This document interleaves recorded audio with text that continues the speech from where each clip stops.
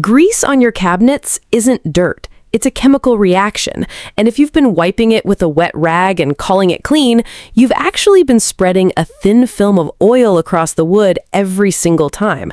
I've personally walked into hundreds of kitchens where the owner swears up and down they clean weekly, yet the cabinets still feel tacky the moment you touch them. That tackiness isn't from being lazy, it's from using the wrong tool against the wrong kind of mess. There's a $1 trick that cuts through it in under a minute. No scrubbing, no elbow grease. And I'm going to walk you through exactly how it works, why it works, and why every method you've tried on your kitchen up to this point has been failing you. Here's the problem nobody talks about. Kitchen cabinets, especially the ones right above the stove and around the handles, build up a layer of grime that isn't just dust.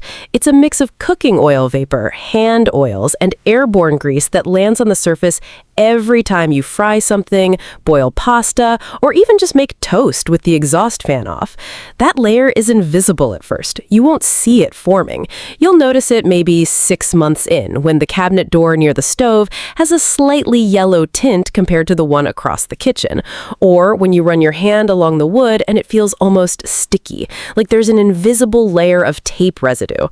By the time most homeowners notice it, it's already baked on.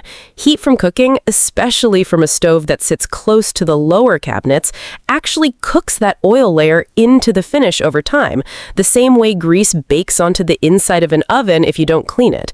That's not an exaggeration. It's the same physical process, just slower and at lower temperatures. And it's not just the cabinets near the stove. I've walked into kitchens where the island cabinets, 10 feet away from any burner, still had a noticeable film on them. People always ask how that's possible when nothing's cooking anywhere near that spot. The answer is ventilation, or the lack of it. In a lot of homes, the exhaust fan either doesn't pull hard enough or isn't turned on half the time someone's cooking, so instead of that greasy air getting sucked outside, it just keeps recirculating through the kitchen and settling on every flat and vertical surface it touches. Cabinets included, counters included, even the tops of the fridge if you ever bother to check up there.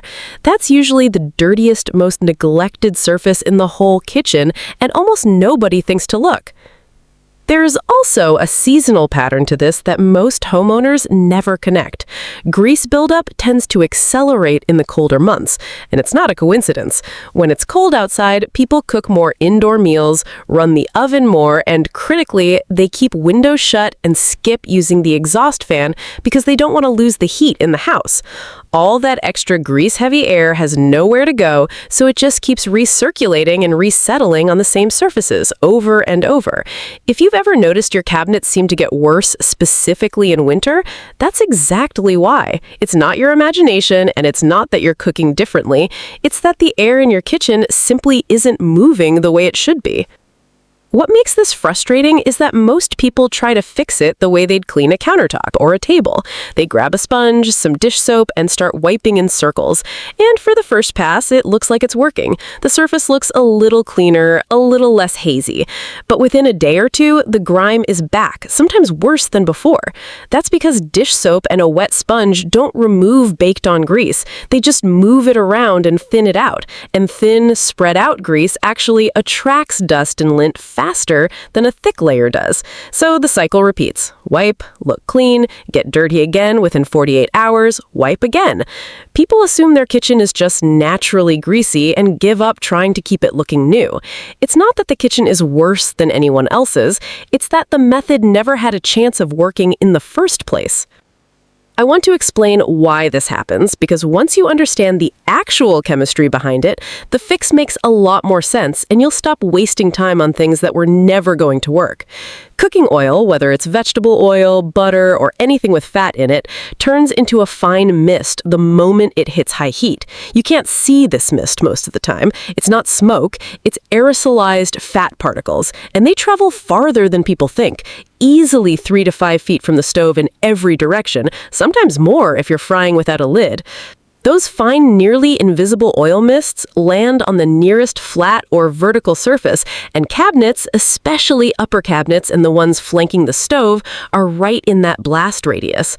Once that fine, nearly invisible oil mist lands on a painted or laminated cabinet surface, it doesn't just sit there quietly. It starts to oxidize, which is a fancy way of saying it reacts with the air and slowly hardens, almost like how olive oil left on a paper towel eventually stiffens up if you leave it out long enough. Fresh grease from this week wipes off easily with almost anything. Grease that's been sitting for 3 months has partially cured into the surface, and that's why a wet rag stops working after a certain point. You're not wiping away a liquid anymore. You're trying to lift something that's halfway turned into a solid film. There's a second factor that makes this worse in specific kitchens, and it's something I picked up early in my career working alongside my grandfather, who cleaned commercial kitchens for over 30 years before I ever touched a mop. He used to say, "The cabinet right above the handle takes more abuse than any other spot in the house." And he was right, but not for the reason most people think. It's not just grease landing on it from cooking, it's hand contact. Every time someone opens that cabinet with even slightly oily or lotion-covered hands, they're adding another thin layer directly onto the wood, right at the exact spot where fingers grip the door. Over months, that spot becomes a concentrated zone of buildup that's thicker and stickier than the surrounding surface, which is why the area around handles always looks worse than the flat panel of the door itself. It's not your imagination, and it's not that you're touching it more than normal people do. It's just physics. Contact plus oil plus repetition equals buildup. Every single time in every kitchen I've ever worked in. There's a third piece to this that most people never consider, and it has to do with the actual finish on the cabinet itself. Most modern kitchen cabinets aren't raw wood. They're wood or MDF covered in either paint, a laminate wrap, or a thermofoil coating. Every one of these finishes has a texture at the microscopic level, even if it feels perfectly smooth to your hand.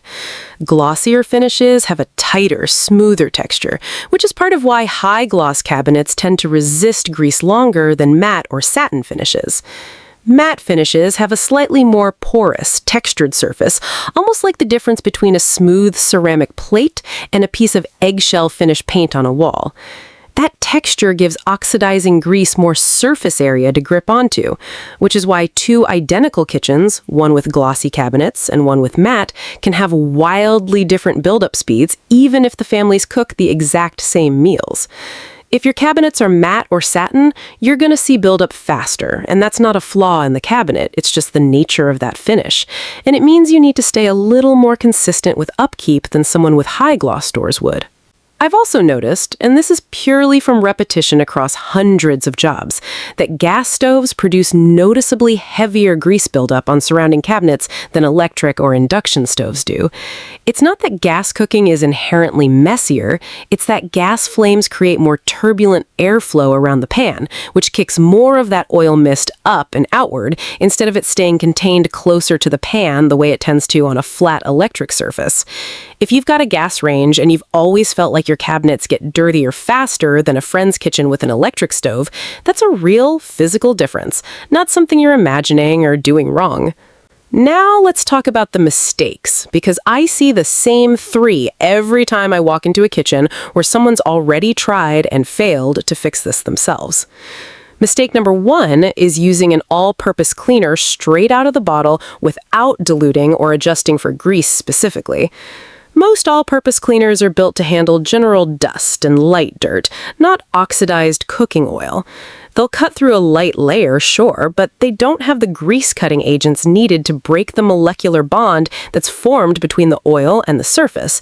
So people spray, wipe, and think the job's done, when really they've just polished the top layer and left the actual buildup underneath completely untouched. It looks clean under kitchen lighting for about a day, then the dullness creeps back in. Mistake number 2, and this one causes actual damage, is scrubbing with an abrasive pad, one of those green scouring pads, or even a rough sponge, to try to force the grease off through friction. This works, technically, in the sense that it does remove grease, but it also strips the finish off the cabinet at the same time, especially on painted or laminate cabinets, which is what most kitchens have these days. Once you scratch that finish, even in fine, barely visible scratch marks, you've actually made the problem worse long term because that roughed up surface has more texture for future grease to grab onto. I've seen kitchens where someone scrubbed one cabinet door so aggressively over the years that it's visibly duller than every other door in the house, almost like it's a different color. That's not the wood aging naturally. That's scrub damage, and it's permanent. You can't undo it without refinishing the door. Mistake number 3, and this one is probably the most common one, is waiting too long between cleanings and then trying to fix 6 months of buildup in one aggressive session. This is probably the most common one. People don't want to clean cabinets every week, which is understandable. Nobody's got time for that. But grease buildup isn't linear. A cabinet that's dirty for 1 week takes 10 seconds to clean. A cabinet that's been building up for 6 months can take 20 minutes of real work, even with the right method, because you're not dealing with a thin film anymore. You're dealing with layers that have partially hardened on top of each other. The frustration people feel is really not about the cleaning method being wrong. It's that they let the job get 4 times harder than it needed to be by putting it off. Mistake number 4, and this one surprises people every time I bring it up, is using straight bleach or a bleach-based cleaner to try to whiten or brighten a cabinet that's yellowed from grease. The logic makes sense on the surface. Bleach whitens things, so it should fix a yellow stain, right? But bleach doesn't actually remove grease at all. It just chemically alters the color of whatever it touches, including the paint or finish underneath the grease. So what happens is people bleach a yellowed cabinet, it looks slightly better for a week or 2, and then not only does the grease come back, but now the underlying paint has been subtly damaged or discolored by the bleach itself, which makes future cleaning attempts even less effective because you're now dealing with a compromised finish on top of the original grease problem. I've had to talk more than one homeowner through refinishing a cabinet door because bleach turned a manageable grease problem into a permanent color mismatch with the rest of the kitchen. Here's a quick but important rehook before we get into the actual fix, because I promise you the step everyone skips isn't some obscure trick. It's something so simple most people assume it doesn't matter, and skipping it is exactly why the results never last more than a few days. So here's the fix, and this is the same method I've used on hundreds of kitchens, residential and commercial, and it consistently outperforms anything you'll find pre-made on a store shelf at a fraction of the cost. Before you touch a single cabinet, get your setup right, because half the reason this method fails for people who've tried vinegar cleaning before is that they skip the prep and jump straight to spraying. You need 4 things, and all 4 together cost less than a store-bought bottle of cabinet cleaner. White vinegar, the plain distilled kind from the grocery store, not apple cider vinegar and not a specialty cleaning vinegar, just the basic stuff. A spray bottle, any empty one works, you don't need anything fancy. A couple of plain microfiber cloths. The cheap multi-packs are fine. You're not paying for a brand name here. You're paying for the weave, which lifts grease better than cotton or paper towels ever will. And a small dish of hot water you can dip a cloth into partway through if a spot needs a second pass. That's genuinely the whole kit. No specialty sprays, no subscription cleaning products, nothing you need to order and wait 3 days for. The $1 trick is white vinegar, and specifically using it the right way, which most people get wrong even when they've heard vinegar is good for grease. Straight vinegar alone is actually only moderately effective on baked-on grease. It's acidic, which helps break down grease, but on its own, it's slow and needs a lot of scrubbing to work on anything that's been sitting for months. The trick isn't just the vinegar, it's combining it with heat and the right dwell time, and that combination is what does the actual work without you needing to scrub at all. Step 1. Mix equal parts white vinegar and hot water in a spray bottle. I mean genuinely hot, almost too hot to comfortably hold your hand under, not lukewarm tap water. Heat matters here more than people realize because it thins out the grease and makes it more receptive to the acid in the vinegar, almost the same way heat helps a stain lift out of fabric faster than cold water ever could. If your bottle only handles warm water without warping, that's fine, but hotter genuinely performs better if your bottle can take it. If you're working through a whole kitchen, mix a fresh batch every 10 minutes or so because the water cools down fast in a small spray bottle. And by the time you're on your fourth or fifth cabinet, what started out hot has usually dropped down to barely warm, which cuts into how well it's actually working without you even noticing. Step 2, spray the mixture generously directly onto the cabinet surface, focusing heavily around the areas around handles and any panels near the stove. Don't just mist it, actually saturate the surface so it's visibly wet, not dripping, but wet enough that you can see it sitting on top of the grease layer rather than beating off immediately. If you're working on a cabinet with heavy, visible buildup, don't be shy with the spray. People tend to under-apply because they're worried about making a mess, but a light mist just sits on top of the grease and does almost nothing. You want enough liquid on there that it can actually soak into the film and start breaking it down from the surface downward. Step 3, and this is the part almost everyone skips, let it sit. Give it a full 3 to 5 minutes of dwell time before you touch it with anything. This is the step that replaces scrubbing entirely. During those few minutes, the heat and acid are working together to break down the bond between the grease and the surface. If you wipe immediately, you're back to just smearing oil around like a wet rag would. Patience here is what makes this method actually work, instead of just being another failed attempt. If you're doing multiple cabinets at once, this is actually a good thing because you can spray one section, move to the next, spray that, move to a third, and by the time you're done spraying the whole run of cabinets, the first one is already sitting at its full dwell time and ready to wipe. It turns what feels like a slow process into an efficient one if you work in a rotation instead of doing one cabinet completely before starting the next. Step 4. Take a plain microfiber cloth, nothing fancy, and wipe in one direction, not circles. Circular wiping tends to redistribute loosened grime back into spots you've already cleaned. A single direction wipe pushes the grease off the surface and onto the cloth instead of just moving it around. You'll actually feel the difference in resistance. The cloth glides instead of dragging because the grease has already been broken down by the vinegar and isn't fighting you anymore. Flip your cloth to a clean section every couple of cabinet doors because once one side of the cloth is saturated with lifted grease, continuing to use it just drags that grease back onto the surface instead of removing it, which quietly undoes some of the progress you just made. Step 5. For the handle area specifically, where buildup is always heaviest, use an old toothbrush dipped in the vinegar mix and run it along the edges and grooves around the handle hardware. You're not scrubbing hard here, you're just working the solution into the small crevices a flat cloth can't reach.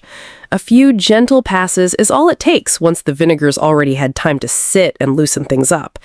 This is also the spot to check the screws holding the handle in place, because grease loves to pool right at the base where the hardware meets the wood, and that little ring of buildup around each screw is usually the very last bit of grime left after everything else looks clean. Step 6, go over the whole surface one more time with a dry microfiber cloth to pick up any leftover moisture and give the cabinet a slight shine.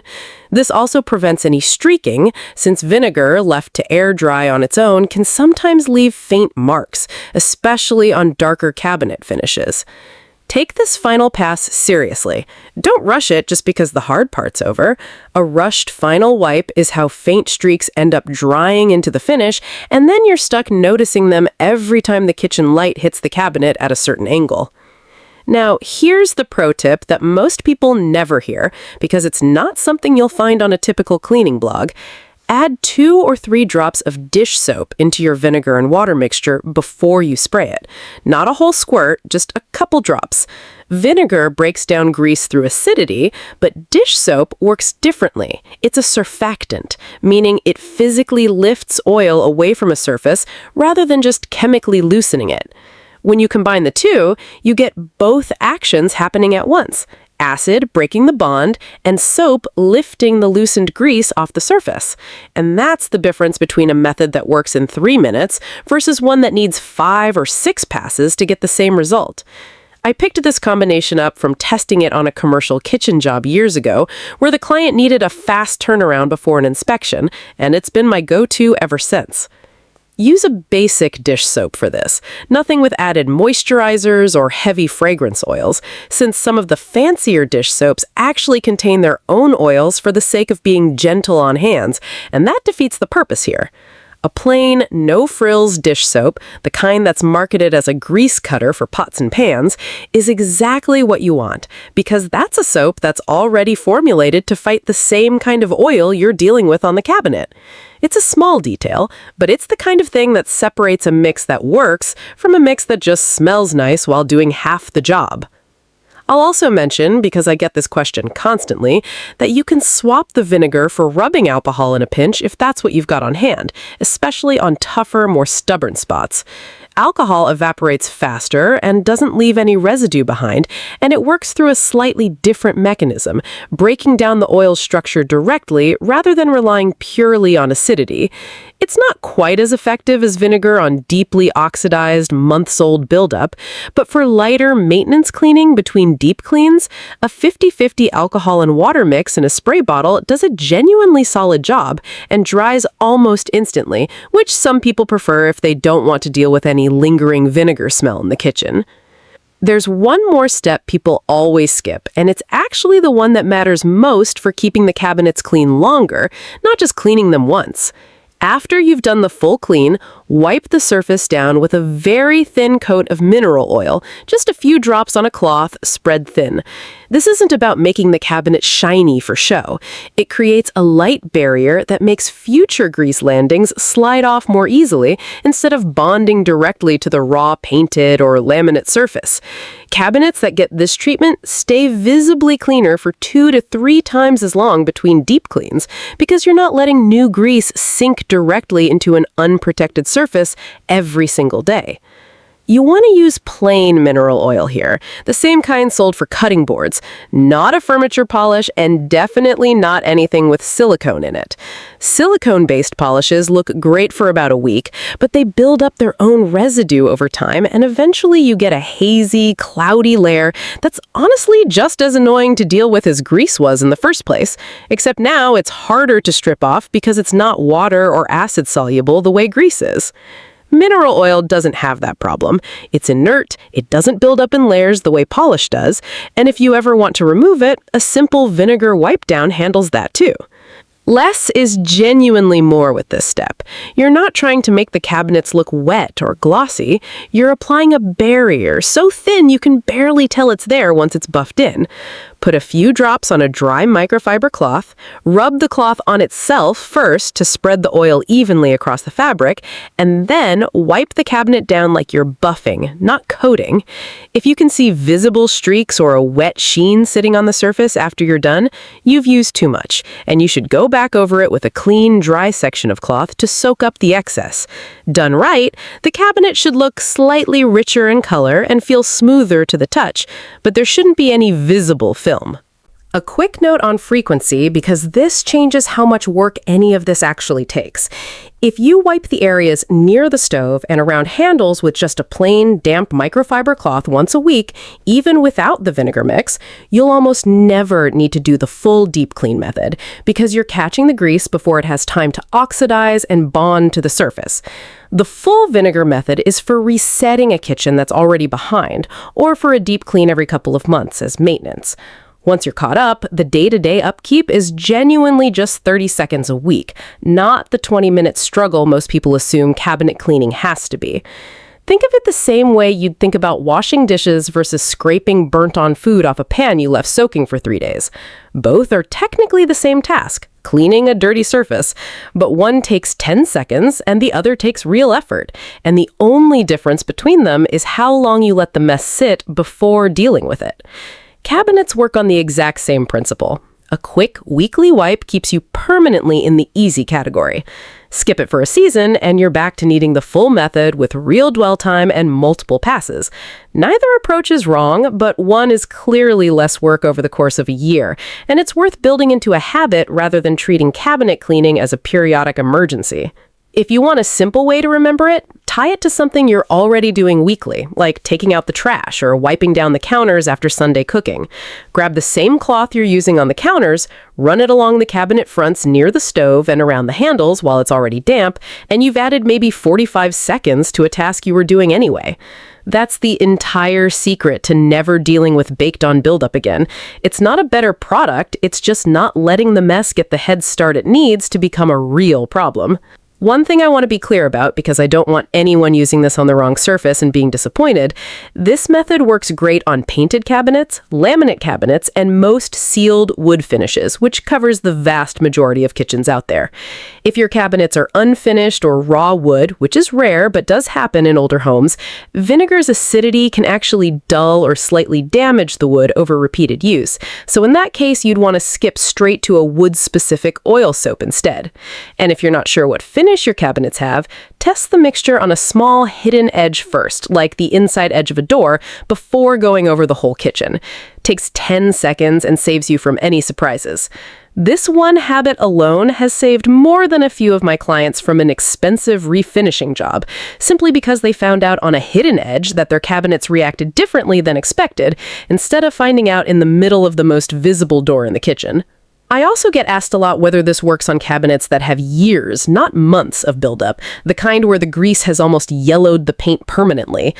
Honestly, the vinegar method will get you most of the way there, but on buildup that severe, you may need to repeat the process 2 or 3 times over a few days, rather than expecting a single pass to strip years of buildup instantly.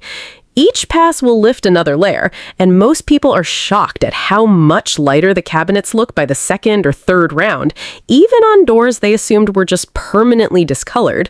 What looks like a bad paint job or aged wood is very often just extremely compacted grease, and once it's gone, the original color underneath is usually in far better shape than anyone expected.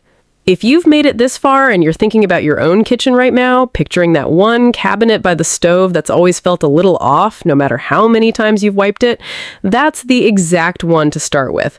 Try this method on that door first before doing the whole kitchen.